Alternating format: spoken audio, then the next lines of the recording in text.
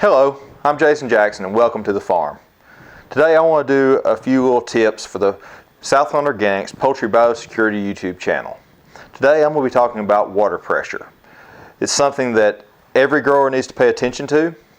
It's something that sometimes is a little bit confused. So I want to talk about just a couple of things in a real short little brief statement about how you guys can help improve your flock performance.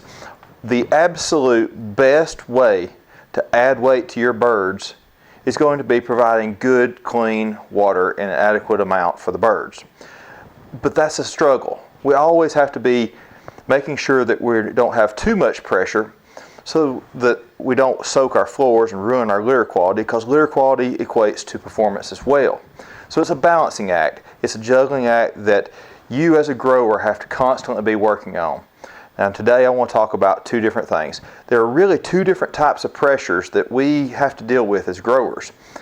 I see a lot of guys griping and grumbling about their service tech saying, hey, you better clean those standpipes, you better clean those standpipes, and people feel like that all they're doing is griping, but in reality what they're doing, the standpipes won't give you a better quality bird, but it gives you a better opportunity to monitor the water pressure that's in your drinker lines, and that will help you be able to put better weight on the birds.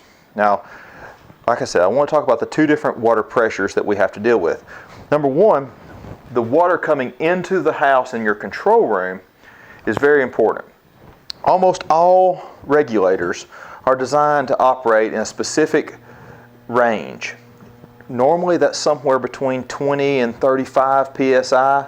So the water coming in from outside the house needs to be controlled by a pressure regulator in your control room, and get it somewhere in that 20 to 35 PSI range. It can be a little higher or a little lower, but you should always monitor that with pressure gauges, especially make sure that you have pressure gauges after all of your filters so that you can see what the actual pressure going into the house is. And that's a really important tip. But that 20 to 35 PSI is not what is actually inside your drinker lines. Your regulators control that, and they drop that pressure down to a very, very small amount. And that's where, when your service tech's griping, that's what he's talking about. He wants you to be able to see how much pressure is inside that sight tube. You get adequate pressure coming into this, but what goes out is also equally important. We want to keep these things clean so that we can monitor that ball height. And in general, most birds cannot benefit from running a higher water pressure until towards the end of the flock.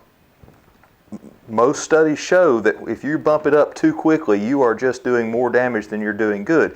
You can't force a bird to drink. Just make sure that at these nipples that you have an adequate amount of water coming out. Every company has their own rule of thumb, but in general, you need to figure up about what is coming out at the farthest nipple away from this, and make sure that it meets what your company recommends and what the actual breed recommends, because their beak can only hold so much water, and if your nipples are putting out any more water than that, basically it's spilling out of their beak onto the floor and causing wet litter. Monitor your pressures, folks. Monitor your pressure in your lines that get to your regulators, and monitor the pressure in the lines. Like I said, it's a very low pressure in the lines, but you need to make sure you have adequate pressure getting to those regulators so that they can keep up with the amount of flow rate that the birds will demand when it starts to peak out. That's the tip for today. Thanks guys, and have a great day.